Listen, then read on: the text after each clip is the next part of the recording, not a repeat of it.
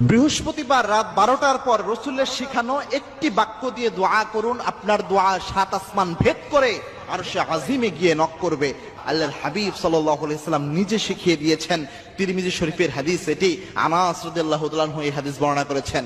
আনাস রাদিয়াল্লাহু তাআলা আনহু বলেন, এক লোক একদিন আল্লাহর হাবিব সাল্লাল্লাহু আলাইহি সাল্লামের পাশে বসে দোয়া করছিলেন, বিশ্বনবী এবং আমি বসা।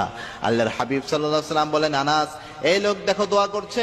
দোয়ার মধ্যে সেই লোক বলছিল, আল্লাহ আমাকে এটা দেন, আমার এই প্রয়োজন পূরণ করেন, আমাকে এই নিয়ামত দান করেন। এইভাবে ওই লোক দোয়া করছিল। আল্লাহর হাবিব সাল্লাল্লাহু আলাইহি সাল্লাম বলেন, আনাস, এই লোক যে দোয়া করছে আল্লাহ রাব্বুল আলামিন এই দোয়া কখনো খালি হাতে ফেরত দেবে না, কারণ এই ব্যক্তি দোয়া করার সময় এই একটি বাক্যের দোয়া এই ব্যক্তি করেছে। 3টি শব্দ দিয়ে একটি বাক্যের দোয়া করেছে। সে শব্দটা হচ্ছে ইয়া হাইয়ুন ইয়া কাইয়ুম ইয়া জাল জালালি ওয়াল ইকরাম। এই একটি বাক্য পরে সেই ব্যক্তি দোয়া